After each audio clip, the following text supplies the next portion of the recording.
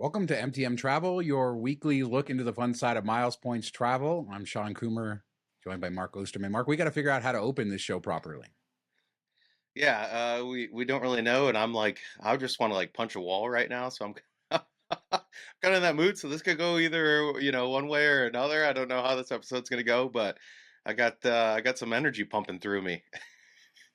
Well, this is your big welcome back to the MTM Travel. Well, this is a new show, new title. Goes from the MTM podcast, Miles to Memories podcast, to MTM Travel. And this is our first time on the 20-minute travel YouTube channel. People also listening on the podcast feed. So this is a really boring intro. So tell us why you're so pissed. Hit a wall. Okay, yeah. So, it started off a good day. The Tigers win. One win away from going to the ALCS. And I'm like, okay, cool. Got to do some things. We're leaving early tomorrow morning, so we're recording this in evening when we usually don't. And a couple of like an hour and a half before or whatever, my son's like, "Hey, there's a dead cat out in the yard, like in the backyard. Some random cat. I don't know whose it was. No tags or anything." So I'm like, okay, so I got to dig a hole, bury it. I called animal control. They didn't want to do anything with it. So I'm like, I got to dig a hole, bury that. And then he's kicking his soccer ball in the backyard and knocks the door off of the shed. And so I have to put that back together all within like an hour before we're supposed to record. So I'm out there sweating, cursing, banging stuff, putting screws into things. It was pretty treacherous. My wife helped me out a bit, and I actually made my son dig the hole for the cat because I was like, I'm not gonna be able to do both. But it's just stressful. I still got to pack. I'm sweaty. This is great. And this is the beauty of being a traveler and having all the stuff to go with it. So did somebody dump this cat? Like, how did the cat die? Was it? I I mean, don't know. it's Yeah, I crazy. don't know because we've had for whatever reason, we're in the city, suburbs of Detroit, and you wouldn't think there'd be a lot of wildlife, but we get deer in the backyard. I've had like a dead rabbit, dead chipmunk, dead squirrel, all this stuff I've had to bury. We see cats and dog, the neighbors all have dogs, but we see cats come through, go back and forth. We've had possum die and everything, but I don't know. It was just kind of like laying on the ground next to the house, kind of in between my house and the neighbor's house, but technically on our yard. So I just wanted to take care of it. But it didn't look like it was attacked or anything. I don't know if it ate like a berry or something and choked and died, or had some type of poisonous aspect to it or something. I don't know, or just had like a heart attack. One time there was a squirrel right in front of the front door that just like croaked on the ground. So I don't know if it like fell out of a tree or if it just had a heart attack. I don't know. It's bizarre. Yeah, nature. I was laughing because I was thinking maybe you should. It was right on the neighbor's line, just sort of push it over. I But was, think, I was. This is horrible, but I was thinking of like taking it out to the street and putting it on the street because then they'll come and pick it up. I was like, I don't know. I don't know. Like, I don't know if they need to check the chip or what's going on with this. And we're leaving in the morning, so I can't really deal with it tomorrow. I called earlier today, so I'm just like, I'm gonna bury it. Otherwise, it's gonna start to stink, or some animal come and get into it. I didn't want that to happen either. So I don't know if I did it wrong or what, but there's too much wildlife. That's what my wife texted me. We have too much wildlife here for living in the city. It's bizarre. And the turkeys. I know everybody knows the yeah, turkey I was story. going to bring up the turkeys that you got attacked by turkey. It's getting into that season too. Yeah. Yeah, it's well, here for some reason the turkeys come around in the spring, even though some places it's the fall, but usually like February, March is when we start to see the turkeys come and go. But yeah, I don't know, man. The cat looked perfectly healthy. It just was like passed out on the side. So I don't know what happened. Well, you did right by burying it and giving it a proper burial and making Connor dig the hole. He'll always remember Yeah. that. He'll always have the memory of the night that you did that. And I figured it'd take him a while to dig the hole while we're fixing the shed and everything. And then he comes over. I was like, okay, I'll go put the cat in the hole. He's like, no, I did it. And I said, well, did you pick it up with the shovel? Oh, no, I used my hands. I'm like, bro, like, this is a dead animal. You don't know what killed it. At least he was wearing gloves. He was wearing like, gardening gloves or whatever. So I'm like, at least you had those. We'll just throw them away because I'm like, you can't, man, touch it. Use the shovel, pick it up with a shovel, put it in the hole. I don't know. Kids, they drive me nuts. That reminds me of a time my brother brought home an injured pigeon. And he was like, I don't know, 17, 18 years old. He wasn't that young, like a kid. And he brought home this pigeon that had a broken wing and it was going to die. And he tried to nurse it for a couple days. My mom wouldn't let it in the house for obvious reasons for the disease. And it sat out there. And then I think it just eventually died or they let it go. So Yeah, wildlife, fun times, but it's a good way, like as a kid, to grow up. You learn a lot of lessons with all of that. Yeah, we've even had birds come and put bird nests around the house, and we had a baby once get pushed out because it couldn't fly or whatever, and had to bury that. It's just like there's too much death in my backyard. It's like Pet Cemetery, the movie.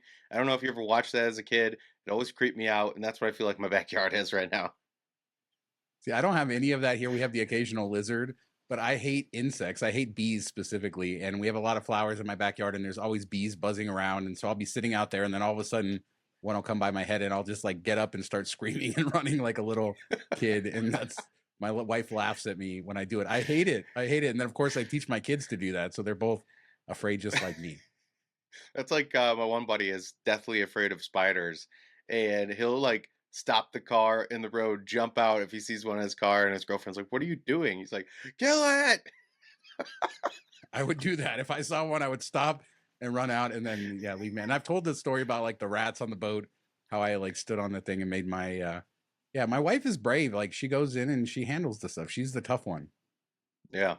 It's crazy. Yeah, it's crazy. I don't like the big like actual bees don't bother me. Yellow jackets for sure. One time I tried to take it upon myself to kill this nest that was like in like the phone booth thing, and I was spraying them as they came out, and I killed at least like 30 of them, and then they stopped coming out a bit, so I banged on it, and that had a whole flood come out. I was thinking, oh, I'll bang on it a little bit more, we'll come out, spray them, and they came out and stung me like 5 times. I'm like, okay, I'm calling the pros. I haven't been stung by a bee in since I was in Guatemala. We were hiking up a volcano and we had to hike through this like this swarm of bees. Couldn't think of the word. And we had to hike through them. Everybody else in the group hiked through it. Nobody got stung. And then I hiked through and got stung. And then I remember it not hurting as much as I had built it up because I got stung the last time before that when I was a kid. And I still am stupidly afraid. I know it's not going to hurt that bad. Yeah, I mean, if you're allergic to it, that's one thing, but if not, it's just like itches for a bit. It's I don't know. Yeah, we had wasps in the attic of the cottage once, and I'm just like, there's only two. They're just starting to build the nest, and I was like, all right, I'm just gonna climb up there and shoot it from far away because those cans shoot like 8 feet or whatever. Like I'm just gonna shoot it till the can's done and hope they don't come after me. But I mean, this sort of ties into travel, irrational fears. You know, how often do you talk to somebody who has a fear, they have a belief that just isn't true based on your experience?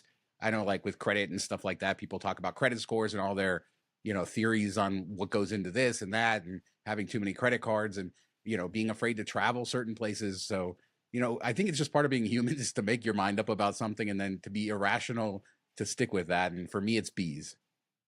Yeah, I think, whether it's flying on a plane or going on a boat, all that stuff, people always have, unique fears to themselves or eating certain foods. There's people that have allergies that won't eat when they're flying over an ocean because even if they have an EpiPen, they don't know for sure how that's going to go out and they don't want to divert the plane and stuff. So this plays a lot into travel and just all kinds of craziness that you kind of bring along with you on your trip.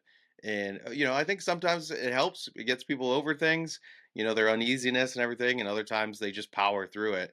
But definitely something we all probably deal with in one way or another. Yeah, my brother has had a nut allergy. He's an OG nut allergy guy back in the days where it was a rare allergy. And, he has severe reactions to nuts to the point where his chest closes up and he could die. And he's had several times where people have lied to him in restaurants or when he was a kid. I remember one time he was at camp and they had to take a helicopter to evacuate him out because they told him no peanuts. And then all of a sudden he starts dying. So I'm so glad I don't have any allergies because that seems like with travel, that would be just so difficult. It's adding a different layer to everything. And then sure, you can go to restaurants in certain places, but in other countries, sometimes they don't care about ingredient needs, or obviously sometimes they make mistakes. So yeah, I could see the anxiety of that hanging over your head. I don't know how you're going to like edit this for YouTube with the video. Like, what videos are you going to put up for what we just talked about? Well, the truth is, we're going to figure out the format of this show, but it's going to be a lot of us talking. So a lot less mistakes. So we don't have to edit it as much. So yeah, a lot more of our natural conversation, whereas the other shows are edited and we try to truncate it all down. So yeah, Mark, you got to stop saying, 1,000 times. you know?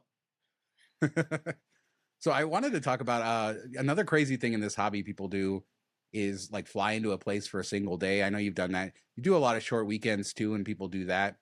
And I've talked about my frontier status, and I'm trying to get good use out of it before the end of the year. I think I talked with Joe about going to Orlando in November, but I squeezed in a interesting trip in a couple weeks going up to Salt Lake City with my Frontier status. And this is, I think, just another way it's paying off because I can do this cheap trip and do it in one day. I looked in Las Vegas to Salt Lake City, they have like a 6 a.m. flight on Saturday and then like a 9 p.m. flight back.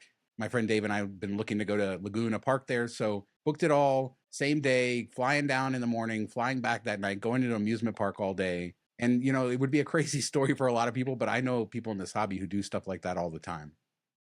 Yeah, I think, Frontier is cheap on its own and especially with status, but even if you're booking, an AA flight, for 7,500 each way or whatever, you can do these things for one night flying somewhere. It costs you 11 bucks out of pocket. And that's what's kind of cool. It opens up opportunities like that. Like maybe you wouldn't be able to go to that event, that concert, that sports, basketball game, baseball game, whatever it be, because you don't have the time. But if you do it quickly like that, you can, and it only makes sense because you're using miles and points. You wouldn't spend $500 to go somewhere for one night or even just for the day, but you can do that here. And I think especially when it's like from here to the East Coast, under 2 hours for most places, so you can definitely do those quick trips. Like you, Salt Lake City, pretty quick. You can do a shorter trip. Maybe anything West Coast is similar. So I think geographically it makes a lot of sense. Like I went to California for like a day and a half when we did the Top Gun bar, and that was a bit stretching it for how quickly we had to turn that thing around, but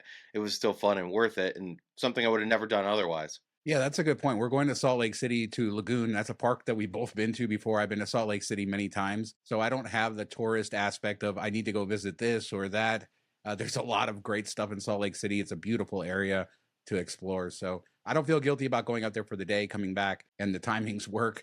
So yeah, I'm very happy about that, excited. And, that's where miles and points come in. In this case, I think it was $50 round trip. So if we had driven up there, it's about a 6 hour drive, 6.5 hour drive. If we had driven up there, it would have been more expensive than just flying, and used a free night for the car rental. So, and we're not staying in a hotel because we're flying back. But yeah, I'm super excited about this trip. And, I'm glad to be getting some stuff on the books. I haven't traveled much this summer other than at the beginning when we did Japan and all of that. And I'm going a little crazy sitting at home. So I need to get more of these weekend trips. I need to be better about it because you do. I mean, we talk about this. You've been gone. In fact, we're recording this at night because you're going away this weekend. And I told you when Yeah. you said, as a joke, when you said, "Can we record?" I said, "You travel too much." Yeah, we got to, there was one comment on the 20-minute travel. It's like, you guys don't even travel more than a normal person. I was like, you realize Sean traveled for an entire year, like what was it, 2 years ago, and was never home. And I'm like, okay, and that it goes in, bits and pieces, or it goes in waves. Over the summer, of course, I don't travel much because we go to the cottage. But even that in it of itself is travel because you're not at home, you're not getting the stuff done at home, and it really does drain us every year because I want to get up there Wednesday or Thursday. We're there till Sunday, come back, you only have a couple days here to do your yard work and stuff like that, and you just never really get caught up anywhere. It's kind of a mess, and our yard kind of looks like a mess now compared to what it would be had we been home all summer. I wouldn't trade it for the world, but we push all that off, and then kind of everything tumbles into, fall really goes hard, and then early spring goes a bit hard. So there's a lot of stuff like, I won't be home for the first time until mid-November, and then right after that, I'm going to Vegas. So it just doesn't stop.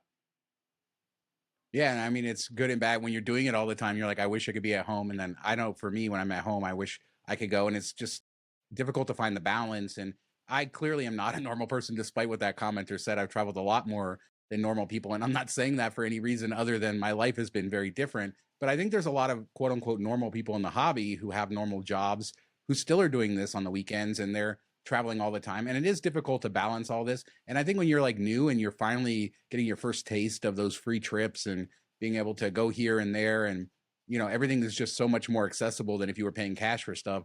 You do travel a lot, and it can be hard to kind of balance everything. And then sometimes people burn out, and you see people in different phases where they are staying home and doing less travel. Yeah, I think, I always make the joke like if we knew about this, I got into it right as my son was born, almost 13 years ago now. And if I had found it like 2 or 3 years before that, how amazing it would have been to, just go somewhere for the weekend with the wife when you don't have the kids to worry about, you don't have sports, you don't have school, you don't have any of that. You can just be like, all right, done with work on Friday, let's go. We'll come back Sunday. And you're young, you can rebound quickly. these weekend trips are, once you get your 40s, they drain you. Last weekend was Albuquerque. This weekend's going to be Salem for, all the Halloween stuff. My daughter's favorite thing is Hocus Pocus. So we're going to go see some of the movie spots and just kind of be a part of that experience that goes on there. It looks kind of crazy, and fitting in some pizza places to try out along the way that are highly rated. So doing a little bit for everybody. And I'm sure I'm going to be exhausted when we get home. And then the next weekend, going somewhere else, it just doesn't stop. Yeah, Salem is a cool place. I was there a long time ago, but I love how they lean into the history of the witch stuff, and being there at Halloween would be super neat. Yeah, I mean, I think you're going to love that, and I can't wait to hear more about that. Speaking of what you've been doing and all these weekends and stuff like that, you were at the Albuquerque Balloon. Is it called the Fiesta or is it the festival? What's the official name? I think it's Fiesta is official. I think it goes either way. But yeah, hot air balloons going up. It's a big thing. It goes on for a couple weeks, I believe. And this was the opening weekend. So probably like the busiest time to go, at least like that first Saturday. But I had been wanting to do it for a while now. And we had a meet up and had a couple travel friends out there and everything. So it's fun.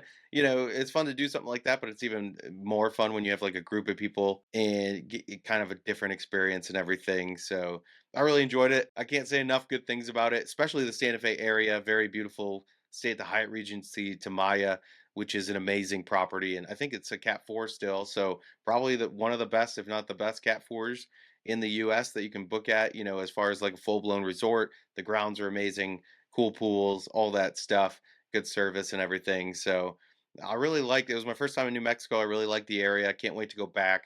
I want to check out Santa Fe for sure, and then maybe go a little bit around the what is it, White Sands National Park. Check that out. That looks amazing. It really is. I can't talk good enough. I know I've talked on previous shows about White Sands National Park. It's really cool. I mean, just sand in every direction. Doesn't matter when you visit because the sand doesn't heat up. And I agree with you. Santa Fe I haven't spent a lot of time in, but it is a beautiful area. I've sort of driven through there. And it's funny, the Hyatt Regency that you stayed at, I drove by there a few years ago when I was on a sourcing trip going to a Walmart. And we talked on the MTM Vegas show about you going to a casino across the street and the whole weirdness that's there. And people can watch that show to see exactly what happened. But I told you, I was like, I think I remember that casino and everything because I think there's a Walmart right nearby. So I went and looked on the Google Maps and there's a Walmart next door. So that's how I was there. Probably not as much fun as you, but what was the experience? I get vertigo and I'm very afraid of heights, but people know I love roller coasters and I kind of push myself past that. But with hot air balloons, it's always been something I've been hesitant with the heights and the experience. So how was it doing that? And then we can, I guess, talk about the water festival because there's so many balloons there. It's huge. Yeah, so there's two sessions. There's a morning session. You have to probably get there, 4:30 in the morning. They launch around 7:30 in the morning, and it all depends on the wind and everything. If it's too windy, they won't go up. There's an app that will tell you like if it's a yellow flag, green flag, all that stuff, so you can check ahead of time and everything. But and then there's an evening session that's you can get in the park around 3 p.m. and then everything kind of kicks off at dusk or sunset. The balloons go up if the weather's good in the morning session, and you can ride in them. I think the fees can be anywhere from like a couple $100 a person up to $500 a person, depending on if you're taking up the whole balloon with a couple people, like a private thing, or if you're with a group. And if you don't book it ahead of time, like you want to wait to see what the weather's like, there is like a last minute line to get into a balloon, but you have to get there super early. Our buddy Kevin, went there at, I think he left at like 3:30, got there at 4 a.m. He was like third in line, got up in a balloon, and then they kind of go up, and the wind blows them where they blow, and then they land wherever they land. And we were driving to the airport. I got some cool pictures from we pulled off the side of the highway as they were going up, and they were flying like over the interpass, near buildings, landing right next to the highway. Like I don't know that there's a rhyme or reason where they decided to land, but one landed like right next to a hotel, just off the freeway. It was kind of crazy. There was some super high in the air, some low, but that was really a cool experience. So I would say if you're going to go to one or the other, definitely get up early and go to the morning session.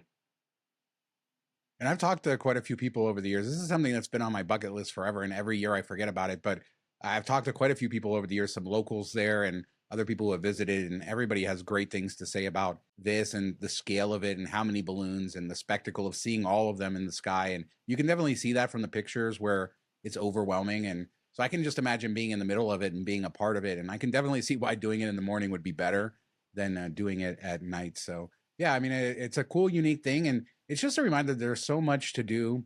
We think about big tourist sites and stuff and places we've always wanted to visit. But one of the coolest things, and a lot of times I've stumbled across like local festivals and stuff like that. I remember on my first trip to New York City, I just happened to stumble upon the Taste of Times Square, which was a food festival, which was incredible. They had all the food from the fancy restaurants, but cheaper out on the street. And so sometimes you stumble into this stuff, and then sometimes you can plan trips around it. I wasn't totally sure how it worked or anything. And we did the evening session as a group. I figured less people are going to want to get up at 4 a.m. versus going there at 5 p.m. So we did the night one. We booked this thing called the Chasers Club, which is a private area that has its own bar service. And the really cool thing is it has its own private little bathroom area, and that you can buy the tickets individually too. They're $65 a person, and you get food, which everybody said the food was really good, and you get like non-alcoholic drinks included, and you have like a space, you have tables, enough chairs for everybody to have a seat. So it's kind of nice that you do it like a little bit bougier. Otherwise, $10 to $15, something like that, to get in. You can bring your own chair and everything. If you park at the festival, it gets a little bit crazy afterwards, morning or evening. Like you could get stuck in traffic for a bit. I think staying north at the Hyatt Regency Tamaya made it better. We weren't coming from the city, so it was a little bit easier to get out. So that helps, something to consider. And then at night, all they do is like light up the balloons. It's called like the glow or whatever. So, and it was kind of windy, so they didn't light them all up, and they blow their torches. There's a drone show, some fireworks, a little bit of skydiving, but nothing like crazy. The morning session definitely, I think it still has a drone show.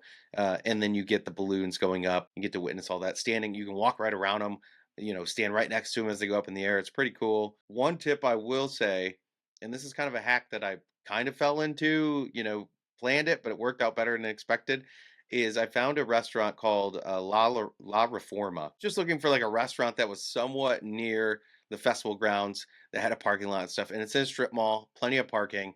So I was like, oh, let's go there, have some drinks, watch the Tigers game, and have some food before we go over. We'll just leave the car there and walk. It's like a 25-minute walk to the fairgrounds. And then when we leave, we're leaving before it closes. We could go there for a nightcap or whatever, or we could just get out and leave. So we did that. We took the Uber from there after. It was like $10, got us there pretty quickly, and then walked into the festival. And then after, when the madhouse, all these cars sitting in traffic and everything, we just walked back there and got in the car, and basically missed all the traffic going north. It wasn't too bad. We were on the highway within 5 minutes, 10 minutes tops. And the funny thing is, we were talking to a bartender at the brewery out by the Hyatt Regency. It's a pretty good brewery, and he's like, hey, one place you guys got to go is La Reforma. They had best distillery, good beer, and really good food. And I was like, oh, I was already planning on going there. So we ended up going to one of the better restaurants, supposedly, in the area, just out of a way to get around all the craziness.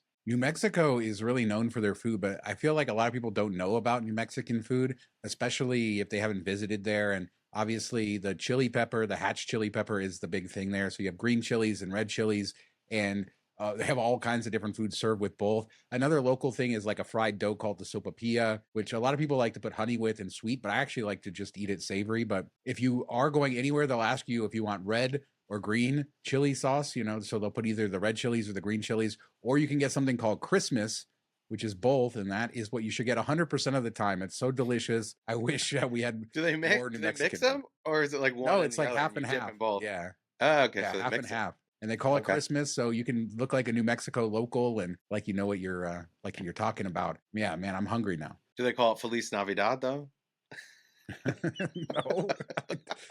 I was gonna say, so any other takeaways from the balloon festival, New Mexico? Anything else cool? No, I would just say, like, you can do it on the cheap, so there's no reason not to. If you're interested in it, tickets, you can take your whole family for, $50 if you want to, if you have a family of four, and kind of do it and walk in there. They have a whole bunch of food options, different trinket places, like all these tents set up around the festival. So you can grab some food while you're in there and do all that type of stuff. You don't have to get the special tickets or anything. You don't have to go up in the balloon. It's still a really cool experience. And I think New Mexico, like I told you, it's kind of like the Vegas, beautiful mountains, sandy, that type of red rock type of feeling, but it also is very green and lush around the rivers and everything. So it's like Vegas and somewhere else that's green, I don't know, the Midwest or something, mixed together, which is really beautiful and kind of unexpected, probably for most people. But yeah, the food scene, probably my second favorite food scene that I've been in the US outside of Hawaii. I thought their food scene was amazing. So I put New Mexico up there as second, and it's just it's affordable place. It's not overpriced in any way, whether you're using points or not. You get a pretty good deal, and there's a lot to explore there. You could probably spend a week just driving around the area and checking out all the other towns. So just outside the city is Sandia Peak, I think it's called, and it's like a whole ski slope, and it overlooks Albuquerque, and you're in these mountains with like a forest, and you're looking down. So much there. Totally agree. But I think we should pivot, Mark, because we have a special guest coming on to the show.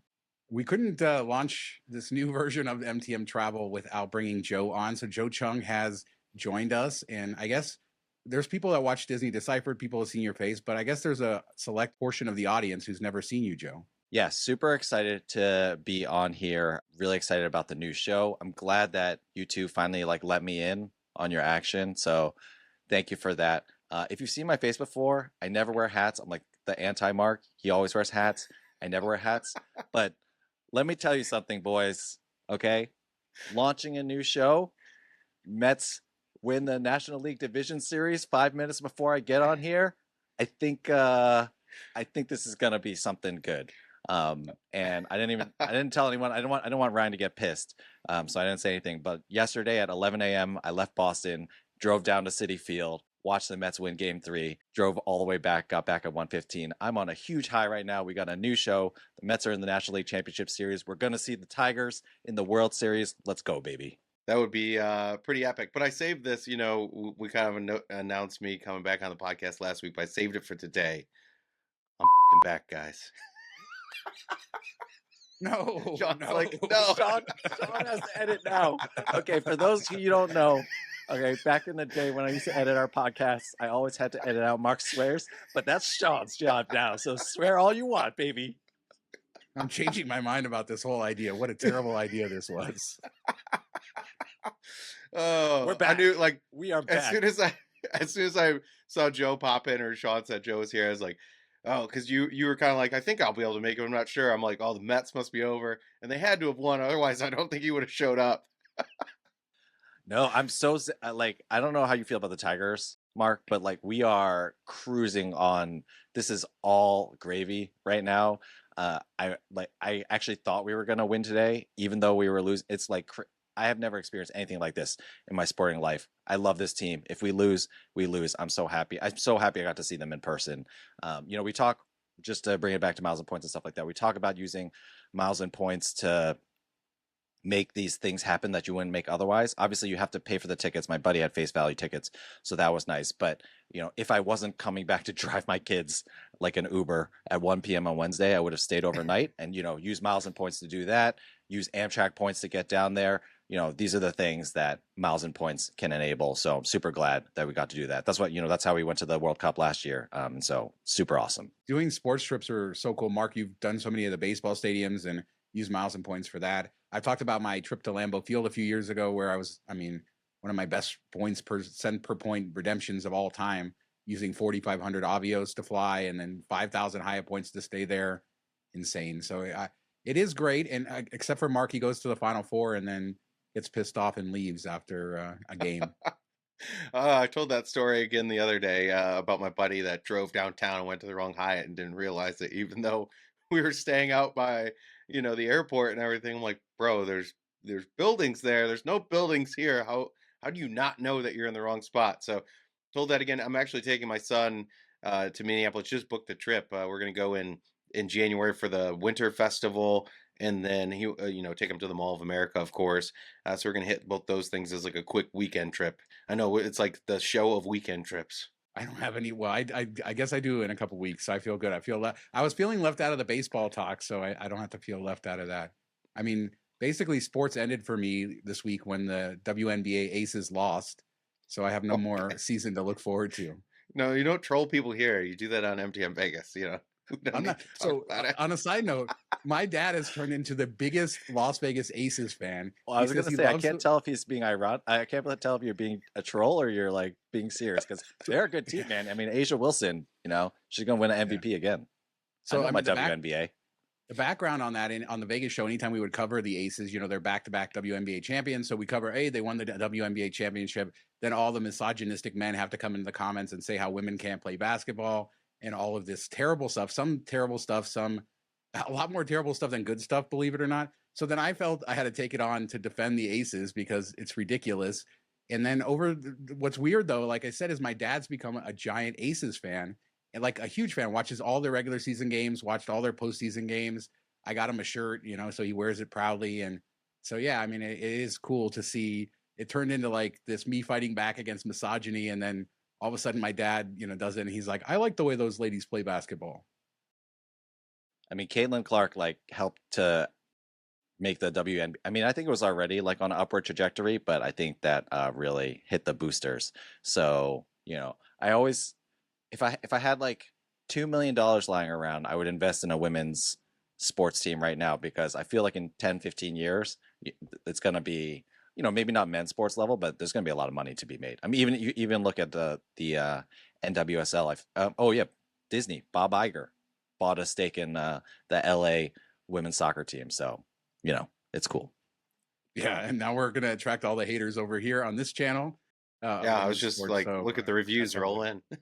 No engagement is bad, right? That's what I've heard about YouTube. No engagement is bad.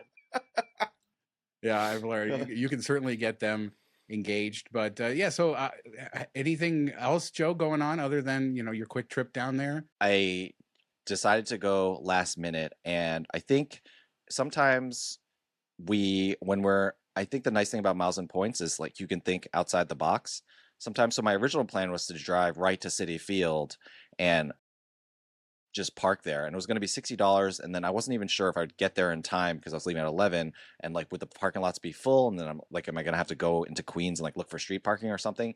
And then my buddy was like, why don't you just drive to Long Island and take the LIRR in, and so I ended up only spending $20 on parking and train tickets, and I think it's that outside of the box thinking that can really enable trips. And when we think about miles and points, when we use miles and points to do things, that activates our brain to kind of think in these outside the box ways. So I just really appreciate that. And Mark, I know you get this.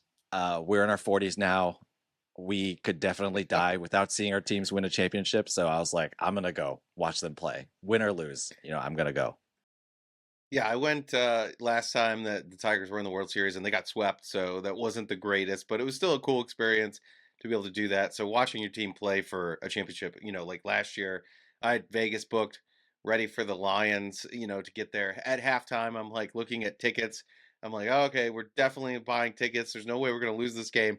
And then they choked in the second half, the most gut-wrenching thing I've ever experienced. And then I still had to go to Vegas because I couldn't cancel my hotel room or anything. And I kind of wanted to see what it's like around the Super Bowl and all of that. And I think it was actually, and we talked about this on MTM Vegas, it was more dead when they had the Super Bowl than it would have been if it was just like a regular Super Bowl weekend with everybody watching their teams and stuff, because there were so many private parties and everything. So it was still kind of an interesting experience. I held back a bit. I haven't booked anything for New Orleans yet, but at least I have a buddy down there that lives 40 minutes outside. I said, I'm sleeping on your couch if it happens, regardless. I don't care if you want me to or not. I'll bring a tent, whatever it be. We're making it happen. I mean, you're the third best team in the NFC North. Come on. Okay. Ouch. Did Jordan Love just throw another pick? Dude, this show started by Mark saying he was even upset, healthy? so I'm just poking at him.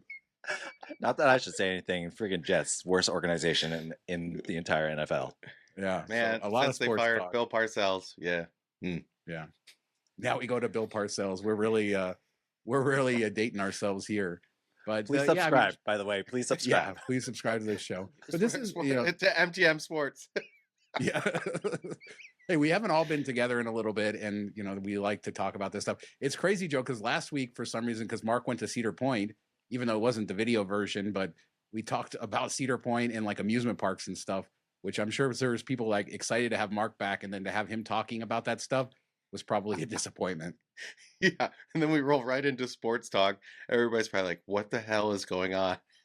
Yeah, for the 5 people. Just remember, on YouTube, no engagement is bad. No engagement is bad on YouTube. Who are these buffoons talking about sports? These wannabe sports talk radio show host. But this show is kind of cool because we're going to go to a more conversational style. We have the new show, 20-Minute Travel, same podcast channel, same YouTube channel now. So you can get the credit card news, latest welcome offers. This week we talked about Hyatt Place breakfast, charging for that, how that's spreading, new offers for the Sapphire Preferred and the Hyatt card, and a lot of other stories. So for all the news, you get that on the same feed. And then this is going to be fun. We're going to talk about the lifestyle of Miles Points travel, the fun side, our fun experiences, tips along the way.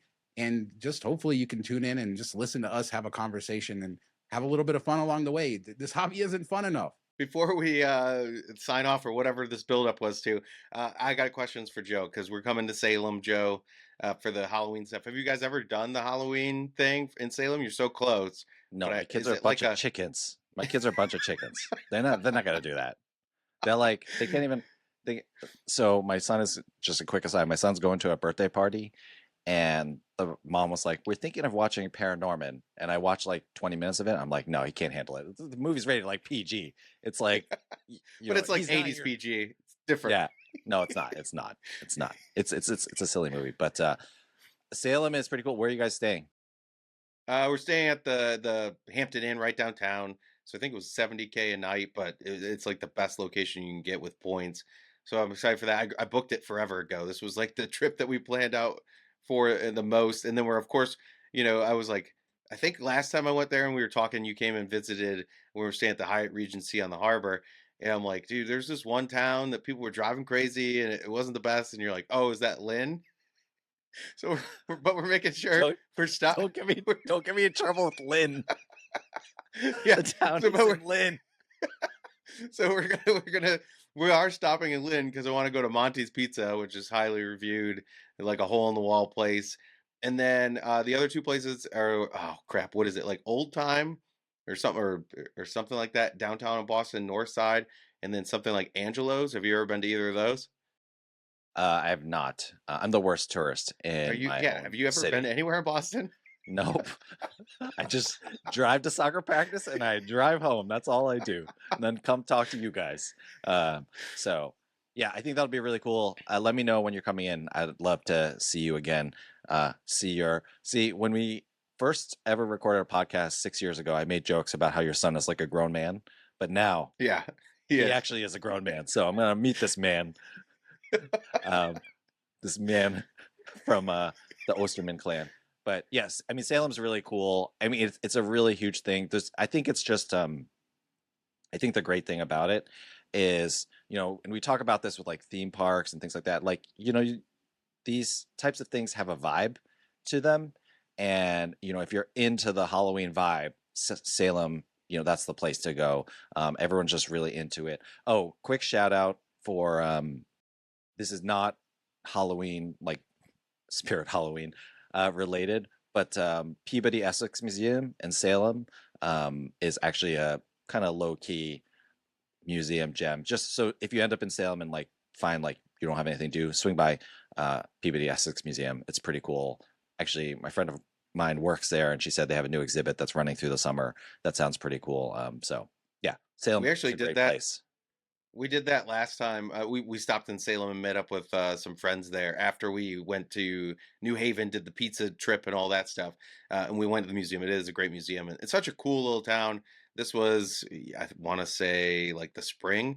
Or maybe it was November. I don't know. But it wasn't the Halloween time. It was off season or whatever. And we still had a really good time downtown hanging out in Salem. We were only there for 4 or 5 hours. So I'm excited to go back. So take some video while you're there so we can show people how it all looks. Yeah, all right. Remember, no engagement is bad, Mark.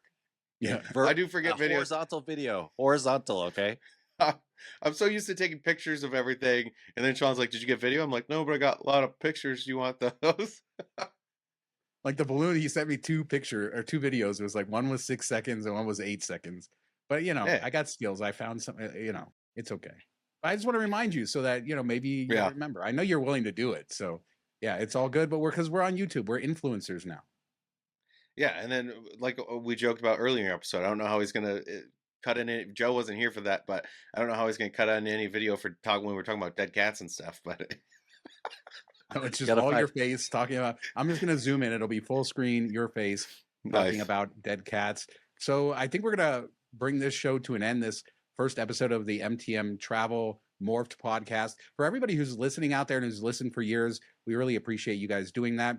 Joe's going to join us whenever he can, and Mark and I are going to do this show every single week. You can continue to listen to it as you always have, but we really invite you to watch us on YouTube on the 20-Minute Travel channel. Subscribe to that channel, watch us, help us grow that, and I promise you'll get visual show, you'll get a better experience than just listening to it. We'll make it a video version of that, and 20-Minute Travel is already there. You get the fully produced show, so you can see it there. So kind of excited to bring everything together so it all makes sense. It was a little disjointed, and I think this all works better.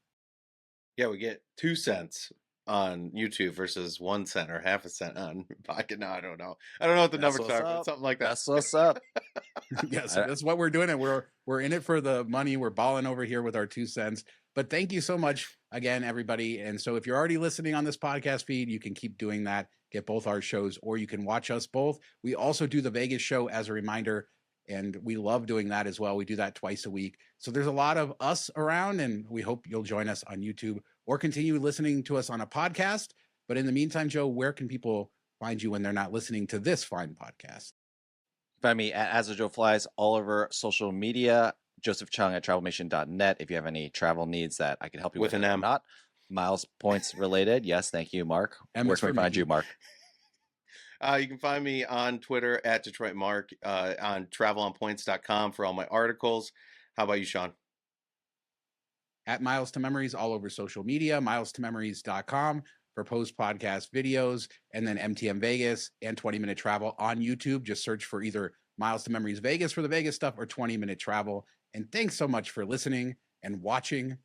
Talk to you next time. See ya.